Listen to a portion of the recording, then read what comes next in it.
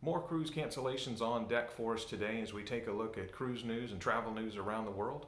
Welcome to the Adventure Made Simple Travel Digest.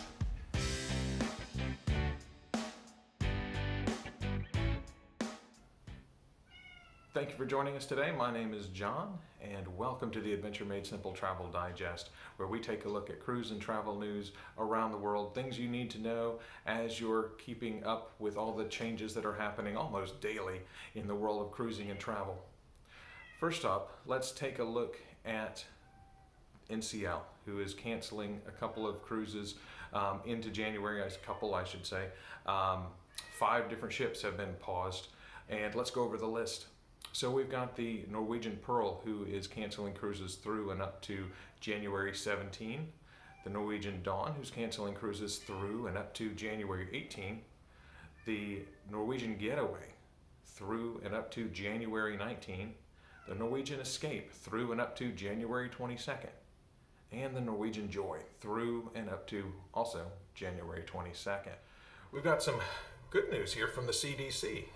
Yes, I said that right. Good news from the CDC. Mixed messages. I've got more mixed messages from the CDC than an episode of Friends, it seems like. So we expect the conditional sailing order to expire and become a voluntary situation with the cruise lines rather than a mandated one on January 15th. That's just a few days away. CDC's director, Dr. Rochelle Walensky, made some comments today in front of Congress about the cruising industry. She was asked by senators from Alaska, who are big proponents, obviously, of the cruising industry since their state economy depends on revenue from the industry so heavily. Dr. Walensky had this to say about the cruise industry.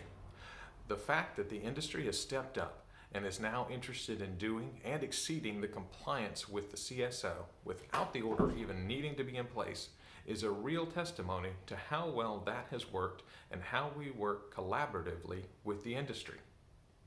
So, positive words coming from the director of the CDC about how well the cruise line is doing. Of course, this comes, only days after her CDC said, don't cruise because it's dangerous. So, mixed message, I don't know how to take it. If you're going to cruise, you're going to cruise. If you're not, you're not. And that's really where we all are right now, just making decisions on an individual basis for ourselves. So take that with a grain of salt, some kind words from the CDC, but as we know, actions tend to speak louder than words. So is she blowing smoke? Possibly. In other news, 2 cruise lines announced that they would be requiring COVID-19 vaccine booster shots. Uncruise Adventures, who's a small ship, tiny ship line that operates in Alaska and exotic itineraries. Very cool line. I'd kind of like to try them out. More of an adventure style, expedition style cruise than a typical big ship cruise. And then Hapag-Lloyd, which is a German-based expedition line, a luxury small ship cruise line. They have decided that since San Francisco had made the decision to require booster shots for everybody getting off in the port of San Francisco in excess of state and national guidelines, that they would do the same. And I think that makes sense with smaller cruise ships with only a handful of people on board, passengers and crew. Thank you for joining us today. My name is John. Again, this is the Adventure Made Simple Travel Digest. I hope you have a wonderful day, and we'll come at you tomorrow with more cruise and travel news. Thanks a lot. Have a great day. Oh, subscribe. Did you subscribe? You should subscribe.